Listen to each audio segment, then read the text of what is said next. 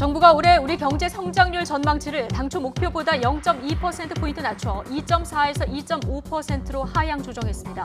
경기 침체 위험에 대응하고 민간 일자리 창출을 확대하기 위해서 하반기에 10조 원 이상의 민간 공공투자를 추진하기로 했습니다.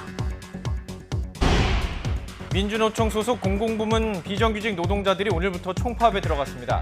급식조리원 등이 속해 있는 학교 비정규직 노조의 파업으로 전국 3,500여 곳의 학교 급식이 중단되는 등 급식과 돌봄교실 운영에 비상이 걸렸습니다. 북한 목선 귀순 경위와 우리 군 경계 태세에 대한 국방부의 합동조사 결과가 잠시 뒤에 발표됩니다. 감시망이 일부 미흡한 점이 발견됐지만 경계에는 큰 문제가 없었고 사건을 축소 은폐하려는 의도도 없었다고 결론 내린 것으로 알려졌습니다. 일본이 내일부터 반도체 등 핵심 소재 수출 규제에 나설 예정인 가운데 우리 정부도 세계무역기구 WTO 제소를 위한 본격적인 법률 검토에 착수했습니다. 일본이 추가 수출 규제 조치를 취할 경우 이 부분도 WTO에 제소할지를 검토하고 있습니다. 오늘부터 사흘간의 일정으로 국회 교섭단체 대표연설이 진행됩니다. 첫 연설에 나선 이인영 더불어민주당 원내대표는 선거제도 개혁 의지를 다시 밝히고 한국당을 향해서 법 개정 논의에 동참하라고 촉구했습니다. 경북과 강원 영서 지역에 내려졌던 폭염주의보가 서울과 경기 동부 지역으로 확대됐습니다. 폭염주의보가 발령된 지역을 중심으로 내일부터 이틀간 33도가 넘는 고온이 나타나겠습니다. 네, 뉴스뉴스 2부 이어가겠습니다. 민주노총 소속 공공부문 비정규 노동자들이 예정대로 오늘 총파업에 들어갔습니다. 특히 급식조리원과 돌봄 전담사 등 학교 비정규직 노동자들이 대거 참가하는데요. 교육부 공식 집계 결과 학교 비정규직 2만 2천여 명이 파업에 참가해서 파업 참가율은 14.5%입니다. 취재기 연결합니다. 김종규 기자. 네, 보도국입니다. 네, 공공부문 비정규직 공동파업 이번에 처음인데요. 지금 파업에 참여하는 인원 얼마나 되는지 집계가 좀 나오고 있군요. 네, 그렇습니다. 이번 민주노총 공공부문 비정규직 공동파업에는 10만여 명이 참가할 것으로 예상됩니다. 민주노총은 소속 공공부문 비정규직 조합원 10만여 명이 이번 파업에 찬성했다고 앞서 밝힌 바 있습니다. 이들은 학교 급식조리원이나 병원의 청소 근로자, 고속도로 요금 수납원 등으로 일상생활과 밀접한 업무를 맡고 있습니다. 근무 형태는 기간제나 파견, 무기계약직 등입니다. 이들 중 학교 비정규직 노동자가 다수를 차지하는데 주최 측은 4만 명 정도로 예상하고 있습니다. 하지만 조금 전 교육부 집계 결과 2만 2천여 명이 파업에 참가해 파업 참가율은 14.5%입니다. 이 때문에 오늘부터 사흘간 전국 곳곳에서 급식 중단 등 학교 현장의 혼란이 빚어질 것으로 예상됩니다. 파업 첫날인 오늘은 오후에 광화문 광장에서 대규모 집회가 열립니다. 이어 내일과 모레는 교육부와 17개 시도교육청 등 전국 주요 거점에서 집회를 열고 비정규직 철폐와 처우 개선을 요구할 계획입니다. 자, 정리해 주신 것처럼 학교에서 아무래도 영향이 가장 클 텐데 교육당국은 지금 어떻게 대처하고 있습니까? 네, 교육부와 17개 시도교육청은 긴급 상황실을 가동하고 있습니다. 또 한 라인을 구축해 급식과 돌봄 공백을 최소화하는 데 주력하고 있습니다. 급식의 경우 파업에 참여하지 않는 직원을 동원해 정상 운영에 노력하되 불가피하면 대체 식단을 제공하고 학교별 여건에 따라 수업을 단축하도록 했습니다. 교육부가 오전 10시 현재 집계한 결과 전국 1,400여 개 학교 중 34%인 3,500여 곳이 파업으로 급식 차질이 예상됩니다. 앞서 2017년 모두 15,000여 명이 파업했는데 1,900여 개 초중고 급식이 중단돼 이번에는 1.5배 정도가 규모가 늘어난 상태입니다.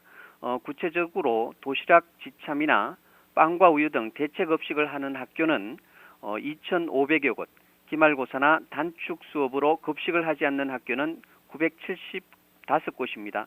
또 초등학교 돌봄 교실은 5,900여 개 학교 중 139곳이 파업으로 운영이 중단됐습니다. 이와 함께 교육부는 어제 막판 실무 교섭이 최종 결렬된 이후 다시 협상을 제안해 놓은 상태입니다. 하지만 학교 비정규직 연대가 기본급 6.24% 인상과 정규직과의 수당차별 철폐를 요구하고 있고 교육당국은 1.8% 인상 외엔 모두 거부한 상황이어서 접점을 찾기가 어려워 보입니다. 지금까지 행정부에서 전해드렸습니다. 네, 이번 파업에 큰 영향을 받는 학교는 급식과 방과 후 교실 운영에 차질이 불가피한 상황입니다. 현재 학교 상황 알아보겠습니다. 김대근 기자. 나 인천의 한 초등학교에 나와 있습니다. 네, 점심시간이라 아이들의 웃음소리도 들리는 것 같습니다. 오늘 학생들 식사 어떻게 되는 건가요? 네, 이 초등학교 역시 이번 파업에 영향을 받는 곳입니다. 급식조리원 7명 가운데 5명이 파업에 동참하면서 급식이 중단됐는데요. 대신 학교에서 시도교육청의 지원을 받아 대체 급식을 준비했습니다. 오늘 메뉴는 소보루빵과 과일 그리고 두유와 또 약밥입니다. 학교 측은 파업에 대비해서 일주일 전부터 영양을 고려해 식단을 준비했다고 설명했습니다. 아이들은 교실에서 음식을 배분받았는데요. 오늘은 급식실이 아니라 교실에서 식사를 하고 있습니다.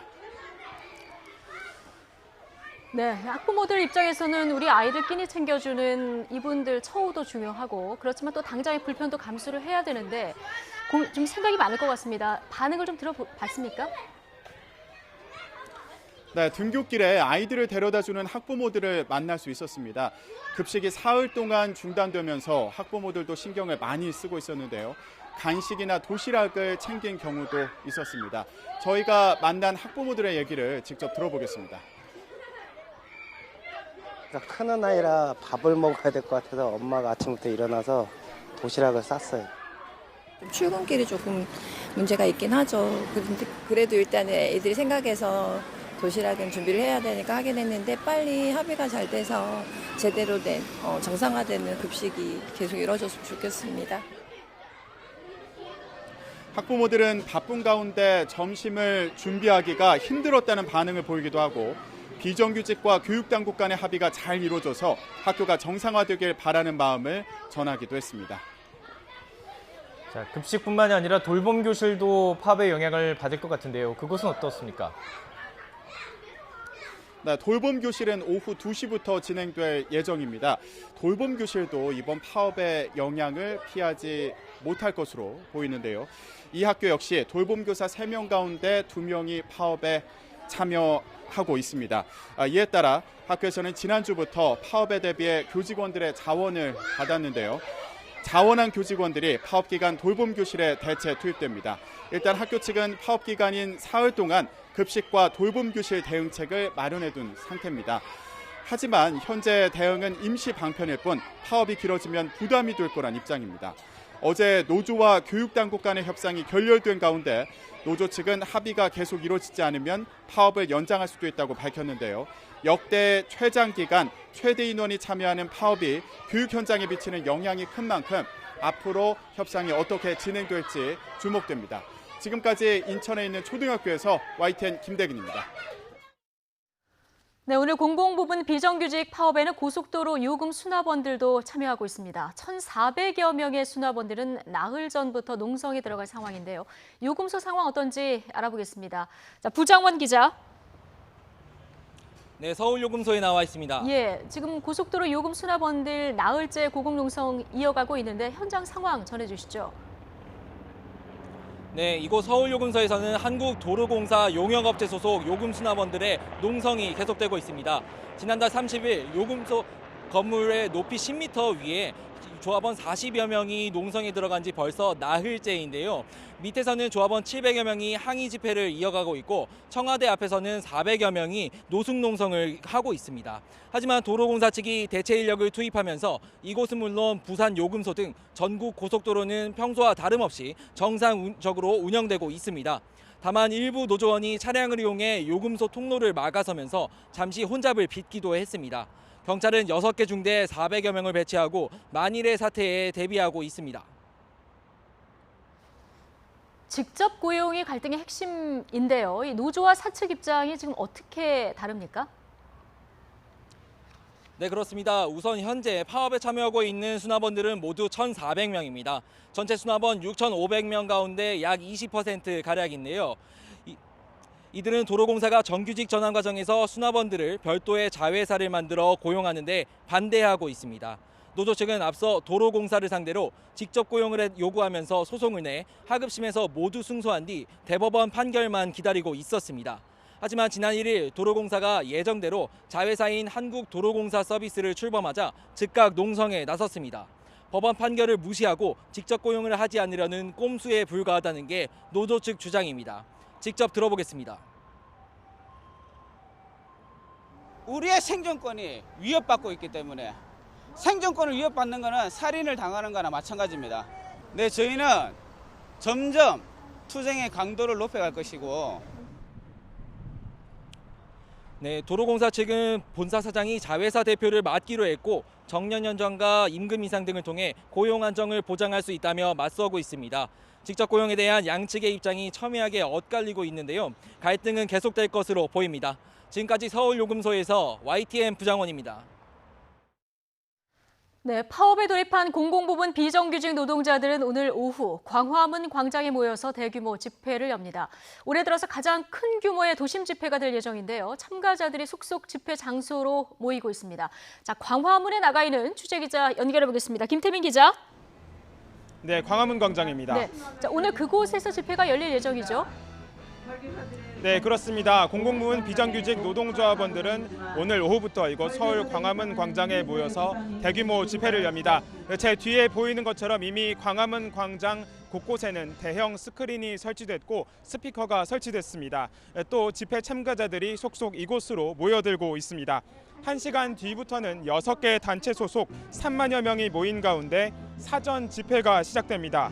또 오후 3시부터는 본 집회가 예정되어 있는데요. 여기에는 주최 측인 민주노총 추산 6만여 명이 참석할 전망입니다. 집회가 열리는 동안에는 미 대사관 앞 2개 차로를 제외한 세종대로 전 차선이 통제됩니다. 집회가 마무리된 오후 4시쯤부터는 청와대 방향으로 참가자 수만 명이 도심 행진을 벌일 예정입니다. 이에 따라 오늘 오후 내내 도심 일대 교통 혼잡이 불가피할 것으로 보입니다. 오늘 열리는 집회는 올해 들어 서울 도심에서 열리는 행사 가운데 가장 큰 규모로 치러집니다. 이에 따라 경찰도 혹시나 모를 충돌이나 돌발 상황에 대비해 경력 8,500여 명을 배치하고 현장을 통제할 방침입니다. 지금까지 서울 광화문 광장에서 YTN 김태민입니다. 정부가 올해 우리 경제 성장률 전망치를 2.4에서 2.5%로 하향 조정했습니다. 정부는 오늘 홍남기 경제부총리 주재로 서울 여의도 수출입은행에서 경제활력대책회의를 열고 올해 하반기 경제정책 방향을 발표했습니다. 정부는 미중 무역 갈등 장기화 등 대내외 여건 악화로 투자와 수출 중심의 성장 모멘텀이 떨어지고 있다고 밝혔습니다. 정부의 수정 전망치에는 국회에 제출된 추경 예산이 통과돼 집행되는 효과가 포함됐습니다. 고용은 일자리 정책 효과 등으로 취업자 증가폭이 전년보다 확대되면서 20만 명이 증가할 것으로 정부는 전망했습니다. 소비자 물가는 유가 하락과 농축수산물 가격 안정 등으로 연간 0.9% 상승을, 경상수지는 수출 부진의 영향으로 전년보다 감소된 605억 달러 흑자가 예측됐습니다. 우리 경제의 버팀목인 수출이 당분간 쉽게 회복되지 않을 것으로 보이자 정부는 내수 살리기에도 더욱 집중하기로 했습니다. 세차값을 깎아주고 소비와 관광 활성화에 힘쓸 계획입니다. 김평정 기자입니다. 올해 연말까지는 새 차를 사면 출고 가격 2천만 원인 경우는 43만 원, 3천만 원일 때는 64만 원 가량을 계속 할인받을 수 있습니다. 자동차 판매량을 늘리는 효과를 냈던 개별 소비세 30% 인하 조치가 6개월 더 연장되기 때문입니다. 여기에 더해 정부는 15년 넘게 탄 노후 차량을 새 차로 바꾸는 경우 개별 소비세를 70%나 깎아주도록 개정 법안을 마련하기로 했습니다. 수소 전기차의 개별 소비세를 최대 400만 원 감면해주는 혜택도 원래 올해까지인 시한을 3년 더 늘릴 방침입니다. 교통비 등 부담을 낮춰 국내 여행을 활성화하는 정책도 시행됩니다. 출발 시각만 바꿔도 대부분 취소 수수료를 내야 했던 KTX 예매를 출발일과 구간이 똑같다면 수수료 없이 한 차례 시간 변경이 가능해집니다. SRT는 만 25살 이하 청년이 방학 때 일주일 동안 무제한 이용할 수 있는 승차권과 3대가 함께 타는 가족에게 30% 할인 혜택을 제공할 계획입니다. 해외 여행객이 쇼핑에 쓰는 돈을 국내 면세점으로 흡수하기 위해 내국인 면세점 구매 한도는 원래보다 2,000달러 더 확대됩니다. 외국인 관광객을 불러들일 행사로 1년에 2차례 K컬처 페스티벌도 전국 동시에 열립니다. 그 K-팝 페스티벌만 할 게 아니고 그 시기에 K-푸드라든지 그 K-뷰티라든지 이런 부분들 부스도 같이 설치를 해서 다만 15년 이상 노후차 교체에 개별 소비세를 깎아주면 세수가 560억 원 줄어들 것으로 전망되는 등 장기적으로는 정부 재정에 부담이 될 여지가 남아 있습니다. 또 최근 소득 하위 계층의 근로소득이 줄어드는 등 소비에 쓸 돈 자체가 감소하는 문제도 함께 해결돼야 이번 대책이 제대로 효과를 낼 수 있다는 지적이 나옵니다. YTN 김평정입니다. 국회가 본격적인 의사 일정에 돌입하면서 오늘 더불어민주당 이인영 원내대표를 시작으로 사흘 동안 교섭단체 대표 연설이 진행됩니다. 이 원내대표는 선거제도 개혁에 전력을 다하겠다면서 자유한국당도 선거법 개정에 함께해달라고 촉구했습니다. 국회 취재기자 연결합니다. 김영수 기자. 네, 국회입니다. 네, 우선 그 연설 내용부터 정리해 주시죠. 네, 이인영 원내대표는 일단 비례대표제 개선은 중대한 정치개혁의 길이라면서 선거제도 개혁 의지를 재확인했습니다.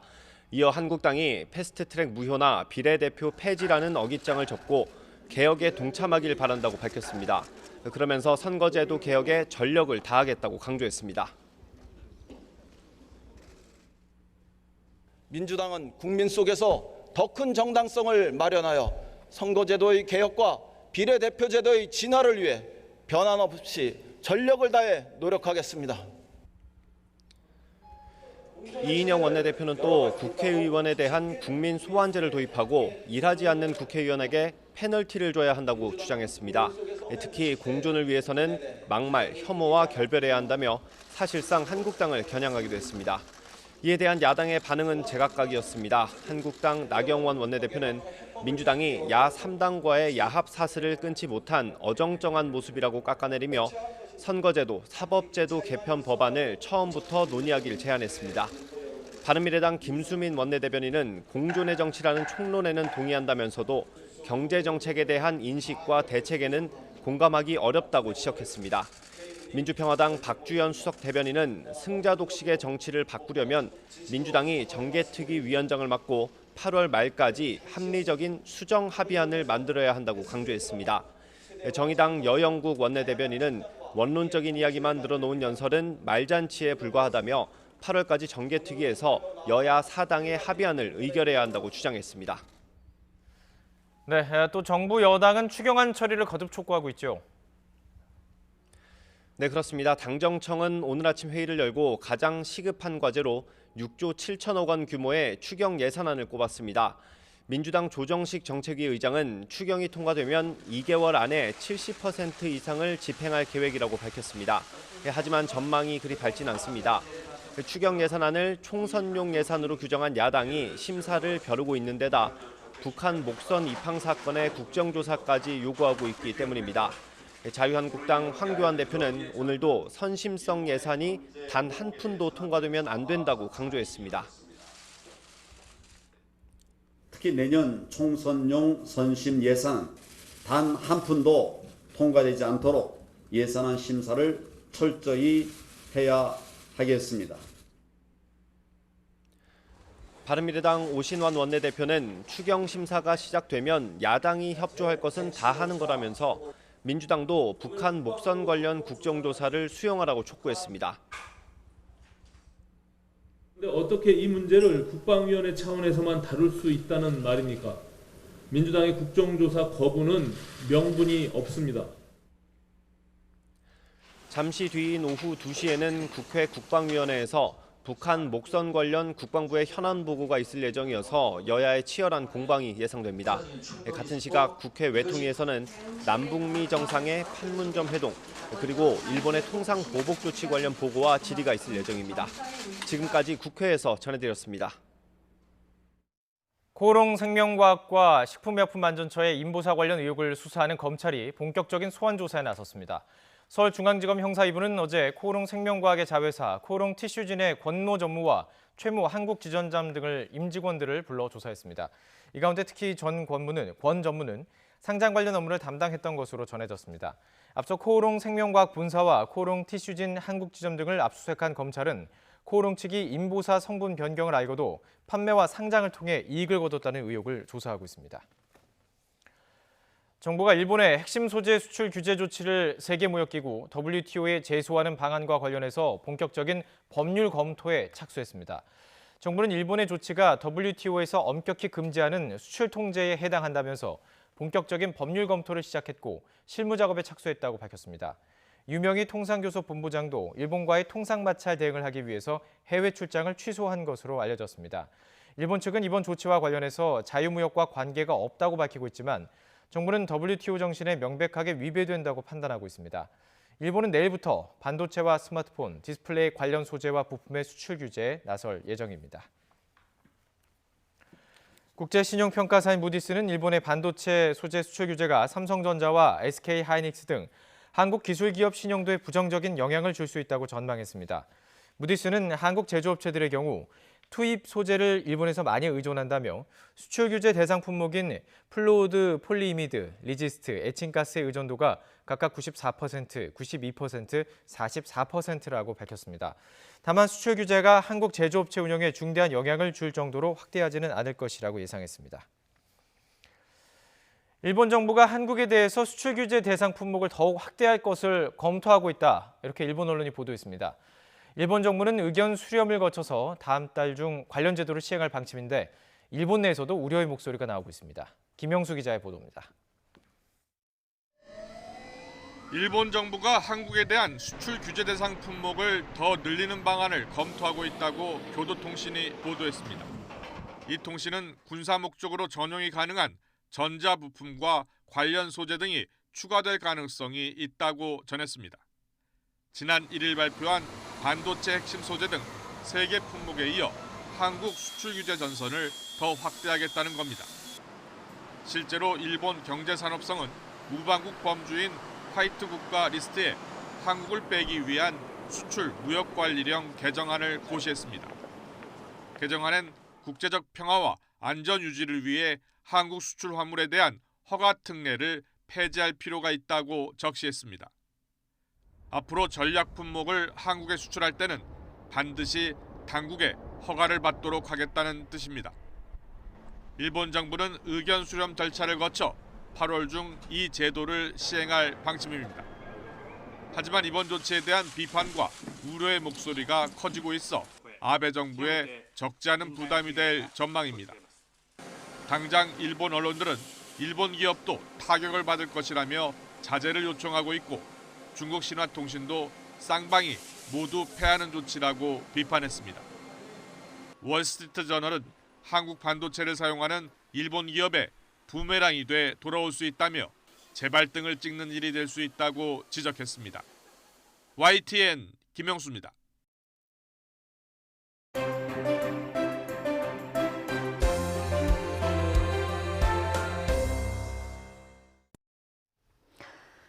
네, 민주당 이인영 원내대표 첫 국회 연설, 공존과 상생을 강조했습니다만 그 바람을 이루기에는 현실이 녹록지 않아 보입니다. 협치를 이끌어가기 위한 양당의 고민은 더 커지고 있는데요. 두 분 의원 모시고 꼬인 전국의 해법 찾아보도록 하겠습니다. 최재성 더불어민주당 의원 그리고 김용태 자유한국당 의원 두 분 오늘 모셨습니다. 어서 오십시오. 네, 안녕하십니까. 안녕하세요. 자, 7월에 시작된 6월 임시국회 이인영 원내대표의 대표 연설로 본격적으로 문을 열었습니다. 선출 2달 만에 데뷔전이었는데요. 자, 어떤 메시지를 냈는지 직접 듣고 오겠습니다.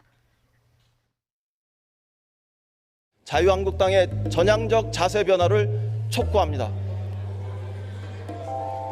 남은 2달의 정개특위 연장 기간 동안 국회 구성원 모두가 합의하는 선거제도의 개혁에 자유한국당이 적극 동참하시길 진심으로 기대합니다. 자유한국당은 패스트트랙이 무효라는 주장을 중단하고 선거제도 개혁에 함께 동참하시길 정중하게 요청합니다.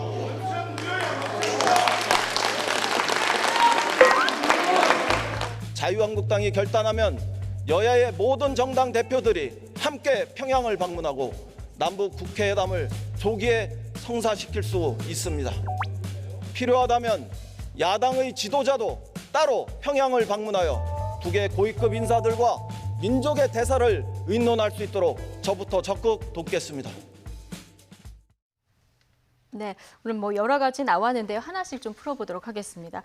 지금 보셨지만 원내대표 연설하는 동안 뭐 박수도 나오고 야유도 나오고 그랬습니다. 선거제도 개혁안에 적극 한국당이 동참해달라 이야기를 했을 때 민주당에서는 박수가 나왔고요. 한국당에서는 원천 모유다 이 목소리가 굉장히 크게 나왔는데 오늘 현장에 계셨죠? 예, 그렇습니다. 예. 어떻게 들으셨습니까? 뭐 이인용 원내대표께서야 본인이 직접 추진한 패스트트랙을 부정할 수가 있겠습니까? 자유한국당은 예. 패스트트랙 자체가 원천무효라는 주장을 계속 해왔기 때문에 아마 이인용 원내대표 이제 말씀하실 때 우리 당 의원들의 그간 입장을 사실 본회의장에서 표출했다고 보시면 되겠습니다. 예. 뭐 전체적인 메시지는 공존과 상생에 방점을 찍었다. 뭐 이런 얘기들이 나오던데요. 이제 현실은 지금 이거하고는 좀 거리가 멀어 보이는 상황인데 하나씩 좀 보죠. 지금 정개특위냐 사개특위냐 이 위원장 자리 결정을 민주당에서 해야 되는데 내일 의원총회에서 최종적으로 결정이 되는 겁니까? 그렇습니다. 예, 일단 내부 분위기는 어느 쪽으로 모아지고 있습니까? 정개특위를 민주당이 하는 것이 이 순리 아닌가 이런 의견들이 많다고 생각합니다. 지금 야3당에서도 그 부분 정개특위를 한국당에 넘기지 말아라. 어제 이제 야3당 대표들이 모여서 기자회견까지 한 상황이거든요. 한국당에서는 어느 쪽 어떻게 배분이 되는 게 맞다고 보십니까? 저는 어째도 좋다고 생각합니다. 어차피 뭐 예. 하나씩 맡기로 했으니까. 금방 우리 최재성 의원님께서 민주당이 정개특위 위원장을 맡을 가능성이 높다고 이제 말씀을 하시니까 예. 제가 이 말씀은 꼭 드리고 싶습니다. 뭐 이건 제 사견이긴 한데요. 네. 저는 어떠한 경우에도 뭐 이 연동제를 확대하든지 뭐 하든지 간에 국회의원 정수 300명 늘리지 않겠다라고 하는 우리 국회의 모든 당의 약속을 꼭 지키길 바랍니다. 이 뭐 연동제 한다고 해서 슬그머니 국회의원 수 늘리면 결국은 이 국회가 국민들한테 완전히 버림받는 그런 상황이 될 겁니다. 저는 따라서 그 방식이 무엇이었던 간에 이 정개특위에서 결론을 내릴 때 국회의원 정수를 단 한 명도 늘리지 않는 그 분명한 그 국민과의 약속을 지켜내는 그 선에서 저는 논의가 되기를 바랍니다. 의원 정수를 늘리지 않는 범위 안에 지금 뭐 이제 올라간 안도 늘리지 않는 범위 안에서 지금 조정이 되는 그리고 것으로. 이미 약속을 했었고요. 예. 이 선거구제 이 논의를 할 때 국회의원 정수는 절대 늘리지 않겠다. 자, 그래서 우리 국민들께도 지켜봐 주시기 바랍니다. 이제 2달간 이 정개특위가 돌아갈 테니까요. 여기서 어떤 논의가 나오더라도 분명하게 단 한 명의 국회의원 정수도 늘리지 않는 그런 약속이 지켜지는지 저희 자유한국당뿐만이 아니라 국민들께서도 눈 부릅뜨고 지켜봐 주시기 바랍니다. 예, 민주당에서도 이 부분을 늘리지 않겠다 이런 뭐 원론적인 입장은 찬성이신 거죠? 그렇습니다. 예. 원론적인 입장이 아니고요. 사실 민주당이 선거구제와 관련된 기존의 주장에서 일관성이 있는 부분들입니다. 지금 사실 이 선거구제는 선관위의 이제 연구 보고 결과 권고를 했던 안들이 바탕이 된 거거든요. 네. 그리고 선관위 안도 300명 이상 늘리지 않는 걸 전제로 한 거고요. 잘 아시다시피 문재인 대통령도 후보 시절이나 대통령이 되신 후에도 같은 의견입니다. 그래서 이것이 갑자기 튀어나온 게 아니기 때문에 저는 아주 타당한 말씀을 하셨다고 보고요. 그런데 자유한국당은 줄이자는 거예요, 지금. 그리고 비례대표도 없애고. 그래서 김용태 의원님처럼 합리적인 수준의 기본적인 가이드라인부터 이렇게 좀 이야기를 해나가는 것이 저는 맞다고 생각합니다. 지금 개혁안에 올라온 안건이 굉장히 많습니다. 심상정 의원이 대표 발의한 안을 보면은 지역구 의원이 225석 그리고 비례대표가 75석 이렇게 비례를 늘리는 안이 있고 여기에 또 석패율제 도입안을 주장하시는 그 안도 있고 지금 말씀하신 대로 자유한국당에서는 비례대표를 없애자 그리고 270석 이렇게 지역구로만 하자 한국당에서 내놓은 안인데 간극이 너무 커요. 이 간극을 이제 좁히는 게 정개특위에서 앞으로 2달간 해야 할 일 아니겠습니까? 제가 계속 말을 이제 반복하는 이유가 뭐냐면 우리 국민들이 국회를 바라보는 뭐 기본적인 시각 자체가 뭐 일을 안 한다, 뭐 이런 걸 다 떠나서 그 주어진 권한 자체를 제대로 행사도 하지 못하면서 뭔가 이 선거구제 개편하면서 슬쩍 이런 수를 늘리려고 하는 게 아닌가라는 분명히 의심이 있거든요. 자, 이 부분에 대해서 명확하게 아까 말씀드린 대로 300명에서 단 한 명도 늘리지 않는다라고 하는 대전제 하에 합리적으로 저는 조정해 나갈 수 있다라고 생각을 하고요. 뭐 민주당이 정개특위 위원장을 맡는다면 우리 국회 내 제 정당 의견들 잘 조율해서 합당한 결론을 내길 바랍니다. 지금 정개특위 위원장 자리 두고요. 최재성 의원이 나오셨으니까 지금 심상정 의원은 내가 정개특위 위원장 양보하겠다 이런 얘기 한 적 없다 이렇게 얘기를 하고 있거든요. 근데 이인영 원내대표는 이 얘기 들었다. 이 얘기를 어느 정도 협조를 구했다라는 얘기를 하고 있는데 진위가 어떻게 되는 겁니까? 보도도 사실은 됐었던 거거든요. 예.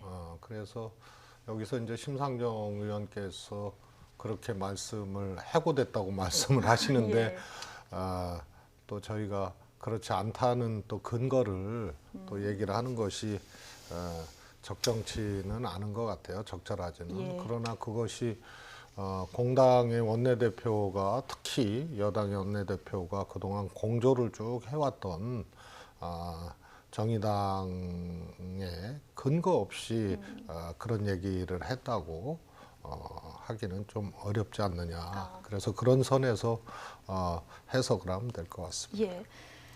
지금 선거제 개혁안이 말씀하신 대로 이제 비례성을 확대하자 이 주장에는 뭐 모든 당이 다 동의를 하시는 이런 상황인데 그런데 이게 개혁이 되면 거대 양당에는 사실 불리한 건 맞잖아요. 그렇습니다. 그렇다 보니까 민주당 의원들 입장에서도 막상 의석이 줄어드는 이 안에 좀 적극적이지 않을 수도 있지 않느냐 이런 뭐 의혹의 시선도 있는 것 같은데요.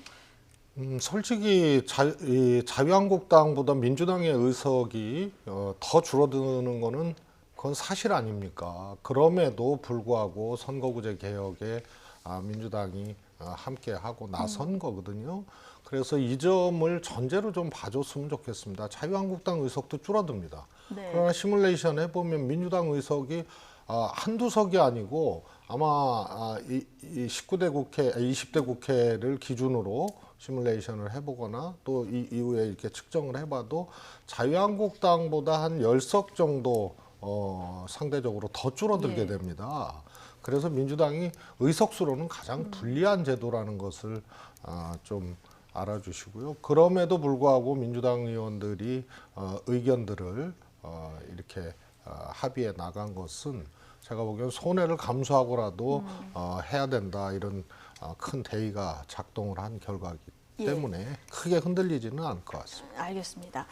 지금 이 문제 처리 속도도 굉장히 중요한 사안입니다. 이 신속 처리 안건이 지정된 날짜가 4월 30일이에요. 상임위에서 심사하는 기간이 180일. 이렇게 되면은 이걸 다 채우면은 10월 말이 되는 거잖아요.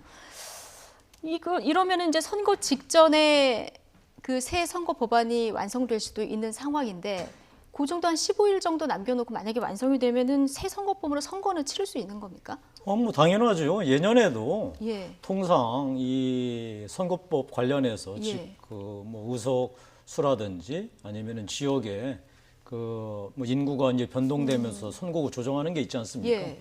뭐 심지어는 뭐 한 달 앞두고도 한 경우도 여러 번 있었으니까요. 양당 간 제 정당 간의 합의에 의해서 저는 뭐 그건 문제가 아니라고 생각하고요. 문제는 어떤 내용을 내놓느냐가 중요하지 않겠습니까?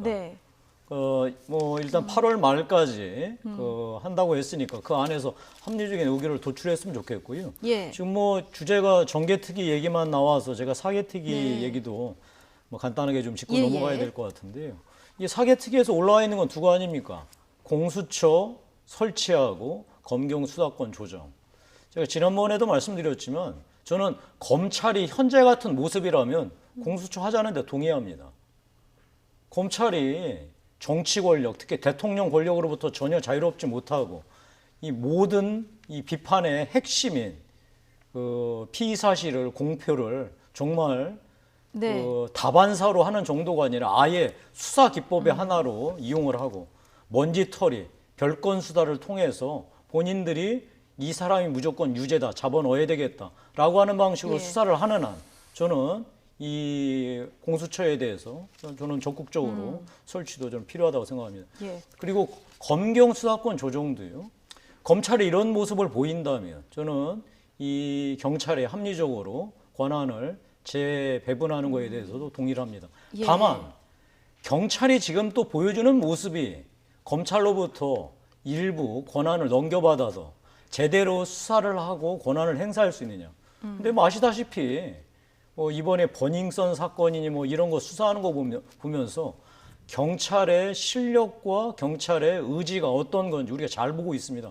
오직하면 내부에서 내부 고발자가 나서서 이 수사하는 거 못하겠다. 예. 엄청난 압력이 들어오고 해서 그래서 뭐 자진 본인이 사퇴하지 않았습니까? 네. 자, 그래서 저는 국회에서 사학의 특위에서요.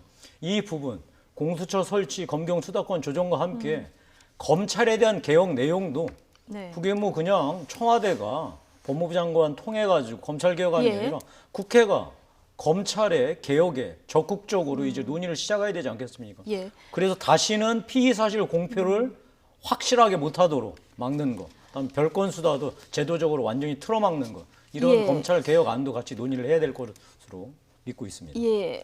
어쨌든 뭐 한국당도 그러면 이제 연장된 이 2달 안에 8월 31일까지 네. 선거뿐만이 아니라 이 논의도 거의 부특위니까요. 정개특위는 정개특위대로, 그렇죠. 사개특위는 사개특위대로 해야지. 그러니까요. 아무튼 빨리 좀 신속하게 처리하겠다 네. 이런 입장은 뭐 견제하시겠다는 주어진 거죠. 시간 내에 당연히 최선을 다해서 해야 되겠죠. 알겠습니다. 지금 짧게 예. 우선 정개특위 얘기하다가 또 사개특위까지 나왔는데요. 우선 말씀하신 이제 석패율이라든가 의원 정수를 늘리지 않은 심상정 의원 안이라든가 네. 이런 것들이 3당이 다 협의를 해서 패스트트랙에 올린 안으로 올라간 거기 때문에 일단 일단락 됐고요. 예. 270석을 사실 나경원 원내대표가 그전에 연동형 비례제 하겠다고 3당 원내대표 서명까지 해놓고 상황 때문에 270석 안을 갑자기 갖고 나온 거예요. 그래서 이 문제는 좀 더 이상 먼저 철회를 해야 김영태 의원이 말씀하신 정수 늘리지 않겠다는 것을 전제로 협의들이 가능하지 않겠나 싶고요. 사개추위에서 특히 피의사실 공표는 그전 정권에는 더 했거든요. 그래서 이거는 이 원인이 그겁니다. 검찰 개혁을 해야 가능한 얘기입니다. 뭐냐면 검찰이 피의사실 공표죄로 고발을 당하거나 이렇게 해도 검찰이 수사하고 검찰이 기소하는 거기 때문에 이게 안 없어지는 거예요. 그래서 분명히 처벌하고 이 위반할 시 제재할 수 있는 법들이 있음에도 불구하고 기소독점권과 수사 개시 종결권, 지휘권 이것이 결국 자신들의 문제를 자신들이 결정하게 되는 이런 이제 모순에서 비롯된 거기 때문에요. 네. 그렇게 따지면은 이것이 정권이 하라 그래서 검찰이 그렇게 하는 것이 아니고 일종의 관행이거든요. 그러면 노무현 대통령을 서거까지 가게 만든 그 당시에 피의사실 공표나 이거는 거의 실시간 중계방송 수준이고 사실의 왜곡까지 하고도 아무도 책임을 안 지는 거기 때문에 그것은 검찰개혁 과정이나 제도를 통해서 네. 보완돼야 될 문제다. 그래서 그 점이 공수처나 검찰개혁 과제를 더욱 필요로 하는 또 반증인 것 같습니다. 네. 뭐 선거법, 사법개혁안 다 2달 정도 안에 이런 의견들 다 모아서 좀 현명한 결론이 도출되기를 좀 바라보겠고요. 오늘 뭐 이인영 원내대표 한반도 평화 문제도 잠깐 언급을 했었는데요. 지난 주말에 역사적인 이런 남북미 판문점 회동이 있었는데요. 문재인 대통령은 사실상 종전선언과 다름없다 이렇게 평가를 했는데 야당에서는 또 쓴소리를 이어갔습니다. 함께 듣고 오시겠습니다. 남북에 이어 북미 간에도 문서상의 서명은 아니지만 사실상의 행동으로 적대관계의 종식과 새로운 평화시대의 본격적인 시작을 선언했다고 말할 수 있을 것입니다. 판문점 미북 정상회담에 대한 문재인 대통령의 자화자찬이 이어졌습니다. 이번 판문점 회담이 적지 않은 의미가 있습니다. 그런데 아직 북핵 실무 협상도 시작하지 않은 마당에 장밋빛 환상부터 이야기하고 있으니 정말 큰 걱정이 되지 않을 수가 없습니다. 이번 회담은 사실상의 종전 선언으로 평가한 것입니다. 그러나 이는 과도하게 낙관적이고 조급한 자세가 아닐 수 없습니다. 대한민국 영토 안에서 세 나라의 최고 지도자가 만나는데 당사자인 대한민국 대통령이 정식 회담에 단 한순간도 자리를 함께 하지 못한 것은 대한민국 국격을 훼손한 중대한 결례가 아닐 수 없습니다. 네.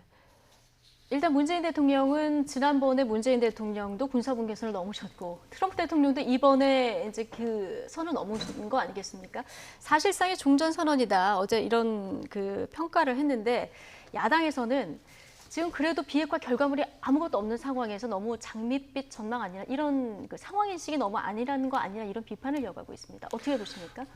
저는 야당이 한반도 문제에 대해서 조금 더 깊이 있는 통찰과 연구를 해야 된다고 봅니다. 전체 비핵화 프로세스, 한반도 평화 프로세스 중에 종전선언이 갖는 의미, 그 다음에 무게, 이것을 분명히 측정을 해야 되거든요. 종전선언은 그야말로 평화체제로 가기 위한 입구 정도에 해당이 되는 겁니다. 그래서 그 이후에 북미 수교라든가 또 이 한반도 평화협정, 예. 북미 간의 평화협정, 이런 등등 남북 간, 북미 간의 예. 이런 평화협정 결국은 체제 보장까지 가기 위한 거기 때문에 완성체가 아닙니다. 그래서 종전선언이 매우 상징적이고 큰 의미를 갖고 있지만 전체 프로세스 상에는 입구에 해당하는 거기 때문에요. 그 문제를 비핵화가 안 됐는데 종전선언 얘기하는 것은 안 맞다고 하는 거는 전혀 질감이 다른 문제를 가지고 평가를 하는 것이기 예. 때문에 평가 자체가 저는 잘못됐다고 봅니다. 전혀 다른 질감입니다. 예. 종전 선언에 있어서 이제 어떻게 보면 이것이 북한이 체제 보장을 계속 요구하고 있는데 입구 정도에 이제 해당하는 사안이다. 그런데 이제 이 역사적인 장면을 김용태 의원님도 보셨을 텐데 이런 만남이 있고 이런 장면이 연출되는 것 자체가 비핵화 협상에 좀 도움이 되지 않을까요? 참 잘하셨습니다, 문재인 예. 대통령. 네. 저도 깜짝 놀랐고 매우 의미 있는 회담이었고 네. 그다음에 여러 가지 지금 꽉 막혀 있는 북미 대화를 할지요, 비핵화 논의 과정, 이 중요하게 이제 모멘텀을 만들어냈던 거 인정합니다. 지금 뭐 그거에 대해서 저희가 예. 애써 폄하할 생각 전혀 없습니다. 자, 그런데 트럼프 대통령이 김정은을 3번 만났지요. 자, 지난번에 만났던 거에 연장이죠. 문재인 대통령도 3번 만났죠. 근데 달라진 게 있습니까? 지난번 이번에 만나신 거 굉장히 극적이고 여러 가지 상징적인 조치도 있었다는 거 동의하지만 달라진 건 아무것도 없다. 이 점은 지금 분명한 것 같고요. 그다음에 두 번째, 이 상황을 종전선언으로 인식하느냐, 우리 문재인 대통령이 인식하셨다고 그러시는데요. 자, 우리가 종전의 이 선결 과제가 무엇이냐 한번 생각을 한번 해보시자고요. 자, 예전처럼 총칼을 들이대고, 그다음에 북한의 헌법에 남한에 대한 적화 통일 내용이 분명히 들어있는 상황. 근데 지금은 총칼보다 더 무서운 핵무기, 핵물질, 예. 언제라도 핵을 만들어낼 수 있는 핵시설이 엄전하고 있잖아요. 그래서 우리가 지금 비핵화 논의를 하는 거 아니겠습니까? 저는 이번 회담의 이 성과를 애써 예. 폄하하지 않으면서도 네. 자, 지금부터 시작이다. 예. 저는 그래서 종전선언이다 아니다 이런 내용으로 계속 뭐 얘기를 한들 아무것도 바뀌지 않는다는 거죠. 저는 따라서 이 문제에 대해서는 좀 더 지켜볼 필요가 있고, 두 번째, 이 사태를 지금 바라보면서 너무 중요한 것을 우리가 놓치고 있는 것 같습니다. 예. 비핵화 논의가 아니라 정치 논의가 되고 있다라고 하는 게 안타깝습니다. 트럼프 대통령 입장에서는 미국의 이 비핵화에 대한 전반적인 국가 목표가 있을 테고요. 그거와 별개로 본인의 내년 선거에 대한 예. 목표도 있지 않겠습니까? 자, 저는 이것이 우리 스스로 혼돈돼서는 안 된다고 생각합니다. 미국 입장에서 이 비핵화에 대한 분명한 이 목표와 프로세스가 있을 테니까요. 저는 트럼프 대통령의 선거 전략하고 혼돈되지 않아야 된다는 점을 말씀드리고, 마지막으로 어찌 되었건 간에 이 비핵화에 대한 의미 있는 진전이 이루어지지 않으면 아마 국제적인 북한에 대한 제재는 풀리지 않을 겁니다. 예. 그리고 풀리지 않는 게 맞지요. 그랬을 때 우리 내부가, 우리 나라가 이걸 종전선언인 양 받아들이면서 뭐 금강산이니 개성공단이니 이런 식으로 해서 북한 제재를 풀어주는 이런 계기로 삼아서는 절대 안 된다. 이 점은 제가 분명하게 말씀드리고 싶습니다. 예, 자, 이 630 남북미 정상 판문점 회동 국민들은 어떻게 보고 있는지 여론조사 결과가 오늘 나온 내용이 있던데요. 한번 보실까요? 일단 긍정평가가 62.7%, 보여줄기식 만남에 그쳤다가 29%, 한 30% 정도 되는 상황입니다. 일단 뭐 30%의 의견도 뭐 저희가 들어야 되기 때문에 앞으로 지금 김용태 의원님 지적하신 대로 이 만남 자체가 굉장히 의미가 있습니다만은 앞으로 이제 비핵화 협상의 실질적인 결과물을 도출해야 되지 않겠습니까? 어떤 부분이 가장 힘을 줘서 해야 될까요? 비핵화에 대해서는 여당, 야당, 뭐 또 미국 전부 동의하는 겁니다. 문제는 어떻게 그것을 진척시키고 이뤄낼 수 있는지의 문제입니다. 예. 거기에 북한은 제재 완화와 최종 단계로서의 체제 보장 그리고 이제 뭐 경제적 번영 뭐 이런 것들이 이제 있겠죠. 예. 그래서 지금은 그 방식을 놓고 굉장히 정교하고 복잡한 이 이야기들을 하고 있는 겁니다. 저는 중대한 진전이 있었다고 봅니다. 첫 번째로 비건 대표가 결렬된 하노이 회담에서도 평화 시스템을 얘기를 했어요. 그리고 이번에도 평화를 얘기했습니다. 1차 싱가포르 회담에 북미 정상 간에 공동 발표한 내용을 실행하기 위한 중대한 진전을 하자 이랬거든요. 그래서 연락사무소가 설치되거나 그다음에 이런 것들이 이제 좀 모색될 가능성들이 저는 뚜렷하다고 봅니다. 그다음에 이제 제재 문제가 있거든요. 이것은 문재인 대통령도 얘기하고 미국 발로도 지금 나오는 중요한 워딩이 있어요. 되돌이킬 수 없는 그런 완벽한 비핵화. 요것을 판단하는 기준이 뭐냐? 요겁니다. 그래서 그것에 대해서 상당히 논의를 하고 있다는 것이 사실상 확인된 내용이고요. 그 다음에 제재 완화를 전제로 할 수 있는 비핵화의 첫 번째 북한의 조치. 이것을 첫 번째 조치가 결국은 되돌이킬 수 없는 것으로 간다는 확증된 이 기준. 요것이 제일 지금 중요한 관건적 요소입니다. 그래서 상당히 중대한 진전들이 이루어지고 있다 이렇게 곧 봅니다. 실무 접촉이 이제 있을 예정이니까 여기서 어떤 한 발씩 양보하는 점이 나오는지 좀 지켜보도록 하고요. 이거 짧게 요거 하나만 여쭤볼게요. 이인영 원내대표가 오늘 한국당이 결단을 하면 여야 대표가 함께 평양에 가자. 한국당 대표 단독으로 가도 된다. 이렇게 해서 남북 국회 회담 좀 조기에 성사시키자 이런 제안을 했거든요. 이 부분에 대해서 어떻게 생각하시는지 짧게 듣고 가겠습니다. 한국당은 일관되게 말씀드리지 않았습니까? 핵폭탄, 다음에 핵물질, 핵시설에 대한 확실한 먼저 신고. 그럼 그게 비핵화의 출발이다. 그런 조치가 있다면 저희 한국당으로서는 긍정적으로 검토하지 않을 이유가 없을 것 같습니다. 긍정적으로 검토하지 않을 이유가 없다. 이런 전제가 있죠. 전제가 물론 있습니다만. 어쨌든 한국당은 우리 안보 문제뿐 아니라 이제 외교 문제에 여러 가지로 이제 우려의 시선을 많이 보내고 계신데 지금 사상 최초로 경제 보복 조치를 꺼낸 일본. 한일 갈등이 지금 수교 이후 최대 고비라는 얘기도 나옵니다. 정치권도 한 목소리로 일본의 수출 규제 철회를 요구하면서 비판을 했는데 특히 야당은 우리 정부의 무능 외교가 불러온 참사다 이런 지적도 덧붙였습니다. 차현주 앵커가 관련 내용 정리해봤습니다.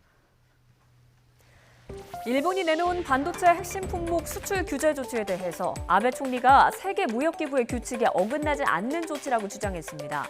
그러면서 국가 간 신뢰관계로 행해온 조치를 수정한 것이라고 말했는데요. 사실상 경제 보복이라는 걸 시인한 겁니다. 우리 정부는 WTO에 제소하겠다는 방침인데 제소 절차가 오래 걸려서 실효성이 있는지 의문인데다 외교적 해법도 아직 출구를 찾지 못하고 있습니다. 강경화 외교부 장관도 앞으로 상황을 보면서 후속 대책을 연구해야 할 것 같다고 밝혀서 대응 방안이 쉽지는 않음을 내비쳤습니다.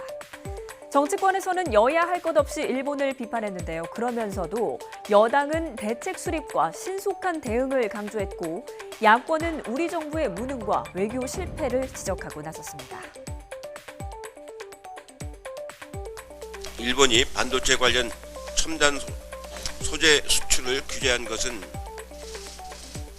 제가 보기에는 WTO 협정 위반이며 자유무역을 천명한 G20 합의를 무색하게 만든 모순적인 행동이라고 생각이 됩니다. 민관 공동대책 수립 등 신속한 대응을 해야 할 것 같습니다. 일본은 보복카드만 190여 개를 검토하고 있고 또 여러 경로를 통해서 우리 정부에 수차례 경고를 했다고 합니다. 그런데도 지금껏 아무런 준비도 없이 손을 내놓고 있었고 지금도 사실상 대책이 전혀 없다시피 한 상황입니다. 일본의 무역 보복이 대법원 판결에서부터 시작된 것이고 정부 간 외교 충돌로 생긴 일인데 어떻게 대통령이 외면할 수 있는지 모르겠습니다. 대한민국의 외교적 노력이 절실히 필요한 바람에 대통령이 책임지고 이 사태를 해결해야 하는 것입니다. 지금 이 문제의 영향도 조금 영향이 있어서 오늘 뭐 경제 성장률 전망치도 0.2%포인트 낮춰 잡았습니다. 좀 심각한 상황이긴 한데 이 문제가 사실 사법부 판결로 촉발된 문제이기 때문에 정부로서도 대책 마련하기는 쉽지는 않아 보이긴 합니다만은 그냥 손 놓고 있을 수도 없고요. 지금 어떤 대책을 마련해야 될까요? 사법부 판결에 대해서 일본의 행정부가 지금 조치를 하는 격이거든요. 예. 따라서 우리 정부도 그냥 있을 수는 없습니다. 판결까지는 그건 사법부 문제니까. 그래서 이것이 피해자들 패소하게 해달라고 국사법농단에 했던 이제 그런 연장선상에 있는 문제인데 문재인 정부 들어서서 그것에 대해서 영향을 안 주니까 이 피해자들 승소 판결이 된 거죠. 거기에 대한 이제 일본의 보복이 시작된 건데요. 저는 우선 정치적으로는 7월 22일 참의원 선거 때문에 5월 달 일본 내각에서 결정된 거를 두 달 후에 이제 발표를 한 거거든요. G20 정상회담 끝나자마자. 그렇습니다. 예. 그래서 이것은 다분히 참의원 선거용일 가능성이 큽니다. 예. 따라서 그럼 그 이후가 되면 뭐 자동 조금 일본이 누그러뜨릴까요? 저는 우선 21일까지는 우리 정부의 대응이 로키로 나가고 그다음에 21일 이후에는 방어적으로 나가면 안 된다고 생각합니다. 지금 황교안 대표님 말씀도 결국은 일본에 이 힘을 주는 발언이에요. 일본의 이 제재 조치라든가 규제 조치라든가 이런 것들은 양날의 칼이거든요. 자신들한테도 매우 부담스러운 일이고요. 통상적인 방법으로 정치적 문제를, 외교적 문제, 영토 문제를 해결하는 것이 결국은 손해라는 것이 입증됐어요.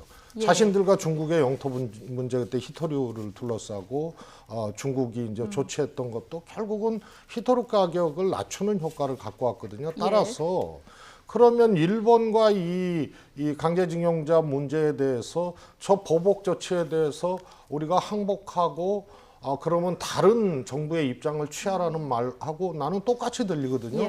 따라서 지금 우리 정부가 제시한 좋은 대안들이 있습니다. 그걸 가지고 일본하고 외교적 노력을 다 하되 21일 참의원 선거 후에도 이 일본이 추가 조치라든가 이런 것들이 이어진다면 저는 매우 우리도 적극적으로 나가야 된다 이렇게 생각합니다. 참의원 선거 전후의 대책이 좀 달라야 된다 이런 얘기를 해주셨는데 지금 일본이 처음에 반도체 핵심 부품으로 시작을 했지만 지금 다른 카드들을 만지작거린다 이런 보도들이 계속 나오고 있어서 상황이 낙관적이지 않은 상황이거든요. 그렇기 때문에 이게 좀 경제적인 문제부터 한일 외교 문제까지 풀어야 되는데 김용태 의원님 어떤 해법을 가지고 계십니까? 자, 이 문제를 정부가 언론이 하듯이 일본 정부의 의도를 분석하고 태도를 비판하고 사후 결과가 일본한테도 나쁠 수 있으니 그렇게 못할 것이다라고 이렇게 한들 아무 소용이 없습니다. 일본은 시작을 했고요. 다음에 일본은 뭐 미사여구를 동원하지 않고 복잡하지 않고 보복 맞다.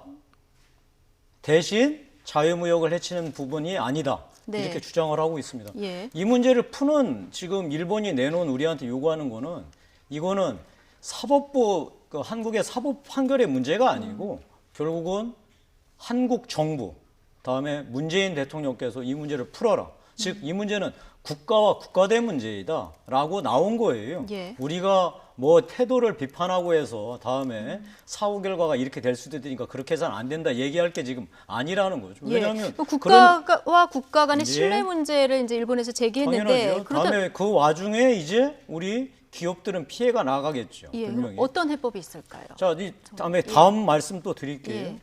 그 참의원 선거가 끝나고 나면 일본이 태도가 바뀌지 않을까? 뭐 바뀔 수도 있고 안 바뀔 수도 예. 있겠죠. 자, 그 얘기는 그냥 우리가 낙관적인 전망이나 기대라는 겁니다. 지금 그런 상황이 아니고요. 일본이 국가 간 신뢰가 깨졌으니까 신뢰 회복 전에는 이 문제 못 푼다라고 얘기했으니까요. 신뢰를 회복하기 위해서는 저는 예. 이 문제에 대해서 외교부 장관 다음에 예. 문재인 대통령께서 만나서 얘기하자. 우리 네. 얘기 못할 게 뭐 있습니까? 그러니까 지난번 G20 때 다른 정상들하고 있었으니까 이 문제 논의하지 못했는데 정말로 한번 진지하게 이 문제 논의해보자. 어떻게 풀었으면 좋을지. 예. 저는 외교부 장관 강경화 장관이 그 이 일 발표하기 전에 이렇게 얘기하지 않았습니까? 일본이 보복하면 즉각 반격하겠다. 예. 저는 뭐 있는 줄 알았어요. 알고 봤더니 무대책, 무책임, 다음에 능력이죠. 이 산무 외교에 그냥 그야말로 참사죠. 저는 따라서 이 문제 푸는 방법은 일본이 요구한 대로 국가와 국가 간의 문제 해법이 필요하다면 그러니까 대한민국 정부와 대통령이 나서서 일본 아베 수상하고 예. 일본 정부하고 정말 정면으로 이 문제를 허심탄회하게 논의하는 방식으로 푸는 거 이외에는 현실에서 해법이 잘 보이지 않는다. 정치적으로 좀 풀어야 된다. 예, 그렇습니다. 알겠습니다. 저는 아주 예, 짧게요. 예. 네. 정부의 대책이나 카드가 없다고 생각하는 것 자체가 저는 잘못됐다고 생각합니다. 예를 들어서 우리가 리튬이라든가 똑같은 방식으로 대응을 한다고 친다면 예. 연간 5만 대 가까운 자동차 수입에 대한 문제가 있고요. 일본 관광객의 이 3천만 중에 750만을 차지하는 예. 한국인 관광객 문제도 있거든요. 그래서 이 문제를 다 다각적으로 검토를 하고 있는 겁니다. 그래서 이 문제만큼은 야당도 예. 힘을 합쳐줘야지 이거 엉뚱하게 일본에 힘보태는 결과로 이게 가게 되면 안 됩니다. 아니요, 알겠습니다. 일본이 힘보태는 게 아니라 이렇게 무책임하게 정부가 하고 있다는 걸 네. 비판하는 건 당연히 국회와 정당의 무기죠. 예, 지금 제가 한일 말씀 외교 문제는 뭐 여러 부분이 얽혀 있어서 참 풀기도 쉽지 않은 상황인데요. 이럴 때일수록 좀 힘을 합쳐서 지혜를 모아야 되겠습니다. 최재성 더불어민주당 의원, 김용태 자유한국당 의원 두 분과 함께했습니다. 오늘 고맙습니다. 네, 고맙습니다.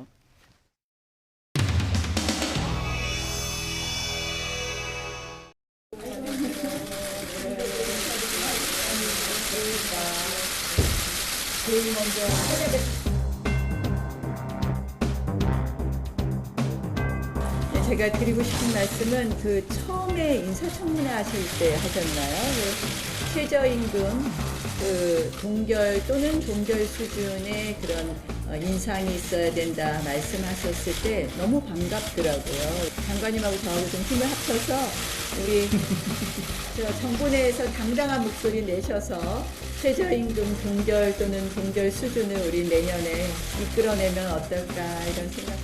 최저임금이라는 것은 늘 그 상황이 고려돼야 되는 것이다. 그렇게 생각을 하고 있습니다. 야당 원내대표 하시기가 쉽지 않으시죠?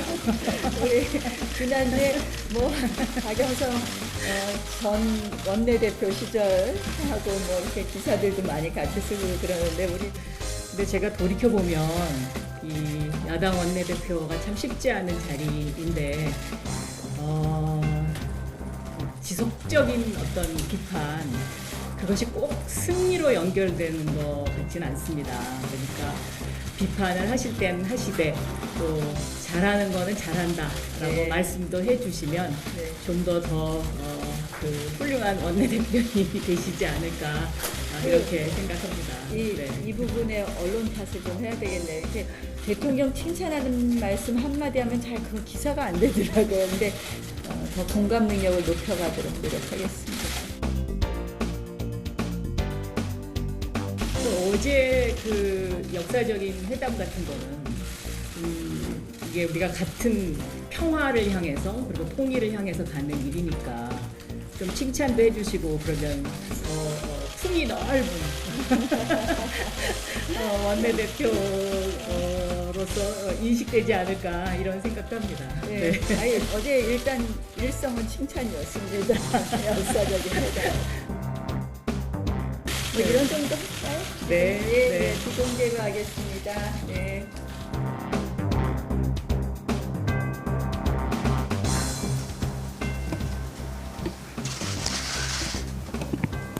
어제 사실상 3차 미북 정상회담이 열렸습니다. 문재인 대통령 평가대로 역사적 순간이었습니다.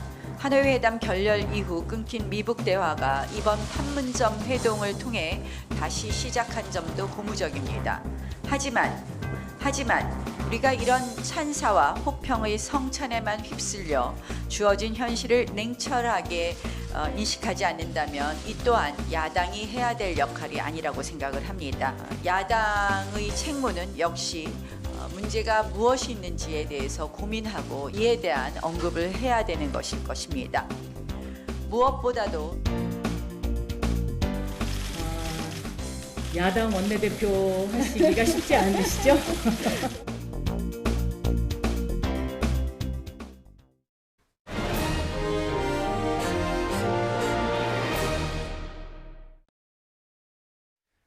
일본의 경제 제재 조치에 대해서 청와대는 김상조 정책실장이 삼성전자 반도체 부문장을 만나는 등 5대 그룹과의 대책 협의에 나섰습니다. 그렇지만 이달 참의원 선거를 앞둔 일본 정부의 유감 표명을 하면서 목소리를 높이는 방식의 대응은 자제하는 모습입니다. 김도원 기자입니다. 고위 당정청 협의에 참석한 김상조 청와대 정책실장이 일본의 수출 규제 조치에 대해 입을 열었습니다. 일본의 조치가 지난 일요일 언론에 보도된 이후 5대 그룹에 청와대가 먼저 연락해 소통하고 있다고 밝혔습니다. 5대 그룹을 비롯한 우리나라의 주요 기업들에 직접 연락을 해서 국익을 위해서는 정부와 재계가 함께 소통하고 협력해야 된다는 뜻을 전달을 하고 지금 협의를 하고 있습니다. 김 실장은 먼저 삼성전자 반도체 부문장인 김기남 부회장 등을 만나 수출 규제의 파장과 대책을 논의했습니다. SK 하이닉스 등 다른 반도체 기업들과의 면담도 이어갈 것으로 보입니다. 청와대는 수출 규제를 준비하는 일본의 움직임을 사전에 파악하고 기업들과 협의해온 것으로 전해졌습니다. 하지만 청와대가 나서서 일본과 정면으로 맞서는 모습은 가급적 피하는 게 적절하다는 판단입니다. 한일 갈등을 고조시켜 이달 선거에서 지지층 결집에 활용하겠다는 아베 내각의 의도에 말려들지 않겠다는 겁니다. 김 실장이 일본의 조치를 가리켜 최근에 어떤 상황이라고 완곡하게 표현한 것도 이 같은 맥락으로 풀이됩니다.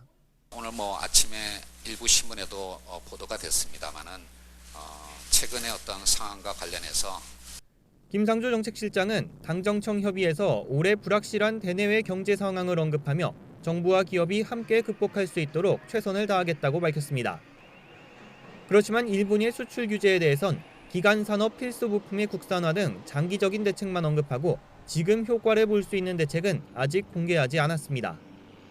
YTN 김도원입니다. 강제징용 배상 판결에 대한 보복 조치로 한국에 대한 수출 규제를 발표한 것과 관련해서 일본 전문가들 사이에서도 세계무역기구 WTO 협정 위반 가능성에 대한 지적이 나오고 있습니다. 후쿠나카 유카 와세다대 교수는 니혼 게이자이 신문과의 인터뷰에서 WTO 협정의 기본 원칙은 한 가맹국에게 유리한 조치가 다른 모든 가맹국에게 적용돼야 한다는 최혜국 대우라면서 한국에 관한 복잡하게 수출 절차를 요구한다면 문제가 될 수 있다라고 말했습니다. 국민 여러분들께 이러한 상황을 제대로 설명드리지 못한 것에 대해 국방부 장관으로서 깊은 책임을 통감하며 사과의 말씀을 드립니다. 이번 북한 소형 목선의 삼척항 입항 상황을 분석해 본 결과 경계작전 실패와 국민들께 제대로 알리지 못한 부분이 있었습니다. 우리 군은 경계작전 실패의 원인이 무엇인지, 이 상황을 국민들께 알리는 과정에서 무엇이 잘못되었는지 한 점 의혹이 없도록 진상을 규명하기 위해 합동조사를 실시하였습니다. 합동조사단은 국방부 감사관을 단장으로 조사본부 수사요원과 작전 분야 관계자를 포함하여 30여 명으로 편성하였으며 해상, 해안 경계 작전과 상황 보고 실태, 언론 설명 과정 등에 대해 철저하게 조사하였습니다. 합동조사단의 조사 결과 우리 군의 경계작전에 문제가 있었음을 확인하였습니다. 경계작전 실패는 어떠한 경우에도 용납될 수 없는 중대한 과오입니다. 따라서 관련자들을 법과 규정에 따라 엄중 문책하기로 하였습니다.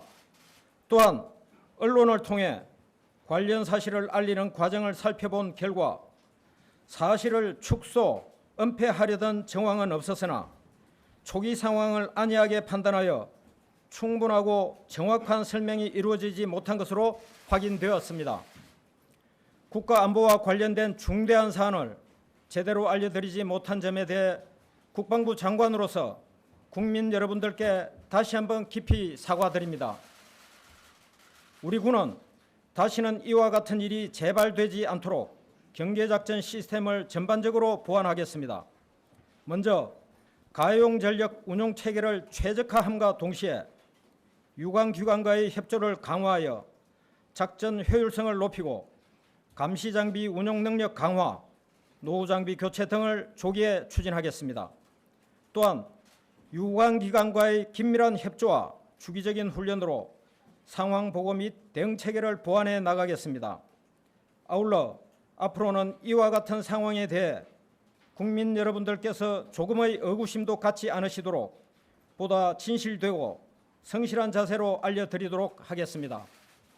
이번 북한 소형목선 상황과 관련하여 국민 여러분들의 마음을 헤아리지 못하고 심려를 끼쳐드린 점에 대해 국방부 장관으로서 다시 한번 진심으로 사과의 말씀을 드립니다.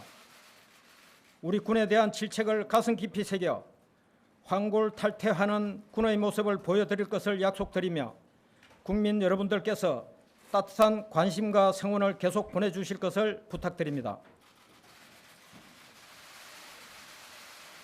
이상으로 정경도 국방부 장관님의 대국민 사과문 발표를 마치겠습니다.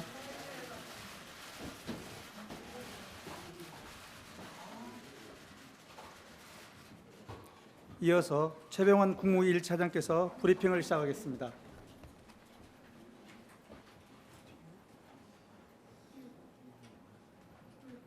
배석하시는 분들께서는 단상으로 올라와 주시기 바랍니다.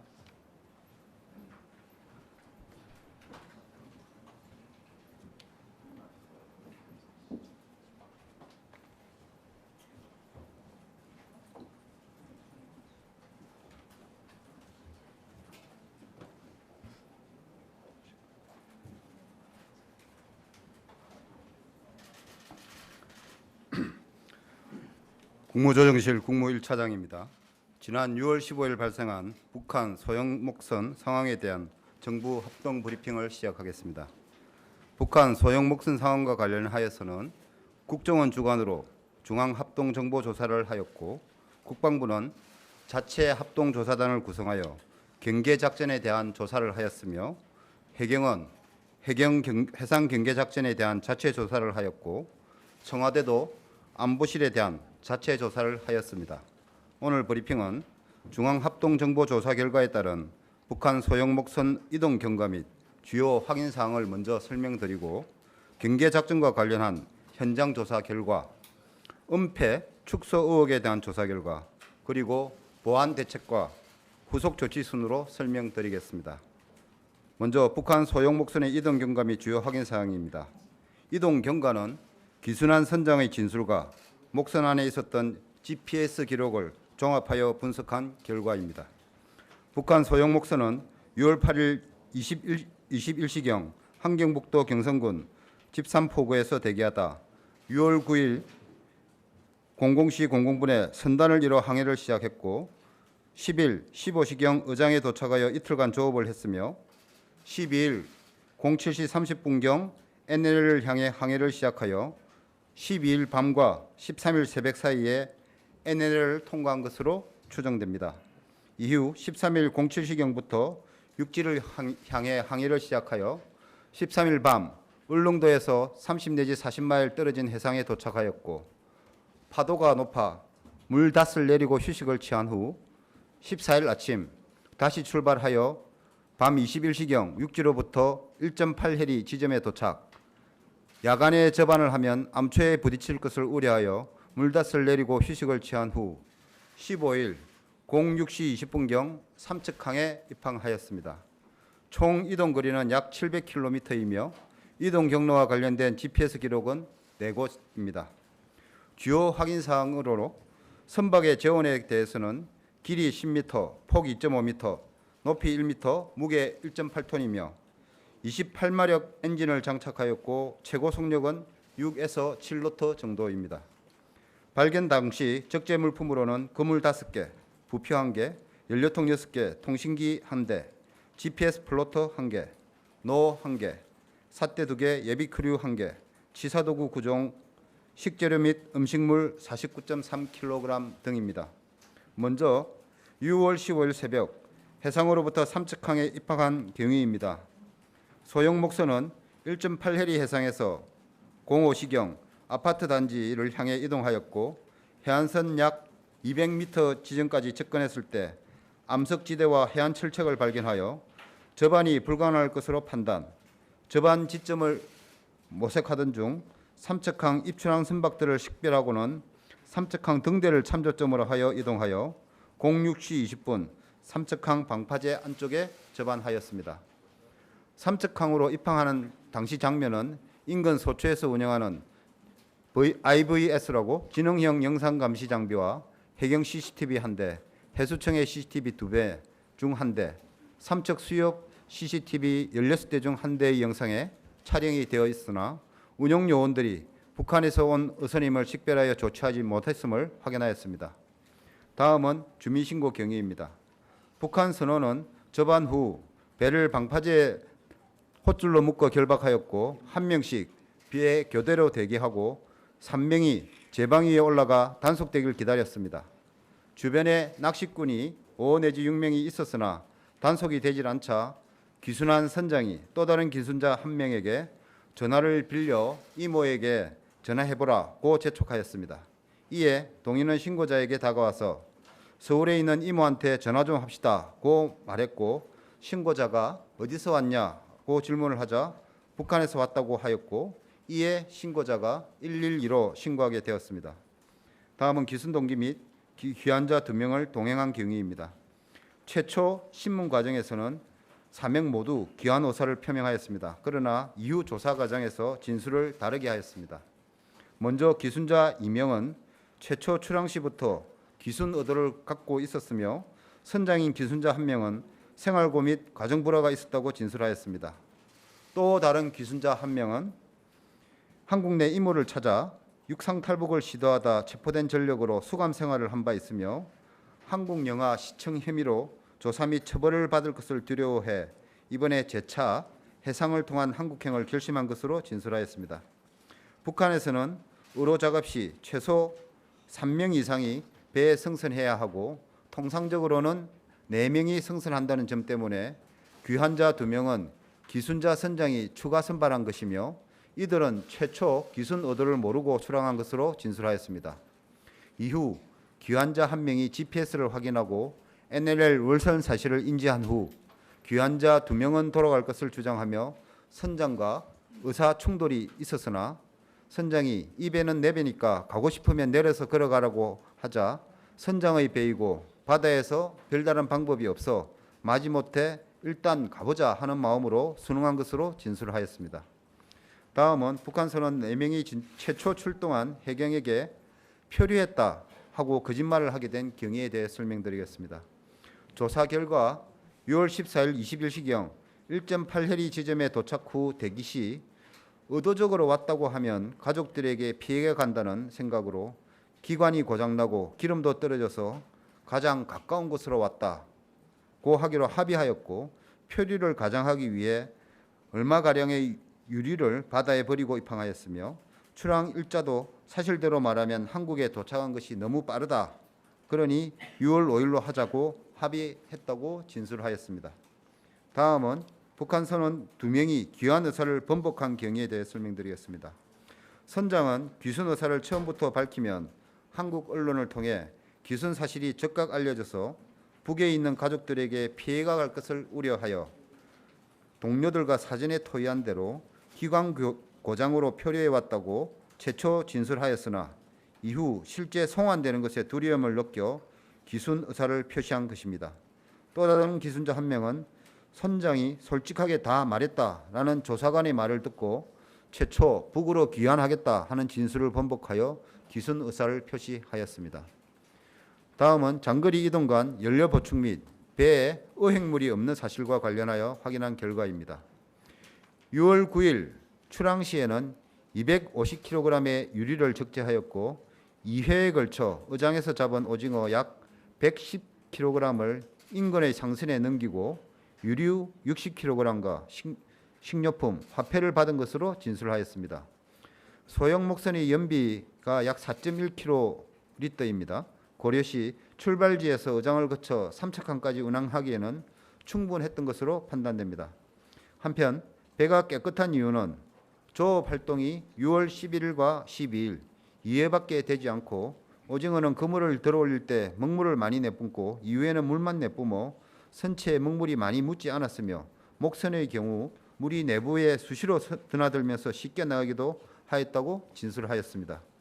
다음은 취사 흔적이 없는데 식사 문제를 어떻게 해결하느냐에 대해 확인한 결과입니다. 이들은 항해 중 선상에서 밥을 지어 끼니를 해결하였다고 진술하였고 실제로 삼척항 입항 당시 선박에는 그릇, 냄비, 가스넘버, 수저 등 시사 도구와 쌀 28.8kg, 감자 4.1kg, 양배추 6.1kg 등 식재료 39kg과 김치찌개, 멸치조림 등 남은 음식물 10.3kg을 합쳐 총 49.3kg이 남아있는 것을 확인하였습니다. 다음은 목선 내 그물 수량 및 상태, 목선에 전등이 없는 것과 관련한 경위입니다. 그물은 최초 15대를 갖고 출항했고 그중 10대를 사용하다 2대는 그물이 엉켜서 절단해버렸고 6월 13일 울릉도 인근에서 배수펌프 고장으로 물을 빼내는 과정에서 작업에 방해가 되어 사용했던 그물 모두를 바다에 버려 배 안에는 사용하지 않은 그물 5대만 남은 것으로 진술하였습니다. 또한 동목선은 오징어를 채낚기 방법이 아닌 자망을 투망하여 걷어올리는 방법으로 조업을 하기 때문에 전등은 필요 없는 것으로 확인하였습니다. 다음은 GPS 좌표 기록 및 작동 경위로서 선장은 항해 과정에서 의장 위치, 직결지 등 좌표 8개를 GPS에 입력하였는데 잘못 입력한 좌표 1개, 중복된 좌표 2개, 이동 경로와 관련 없는 좌표 1개를 제외하면 남하 경로와 관련된 좌표는 총 4개로 확인되었습니다. NLL을 월선한 이후에는 입력된 좌표가 없는데 이는 만일의 경우 귀북할 것을 우려하여 좌표를 저장하지 않았기 때문이라고 진술하였습니다.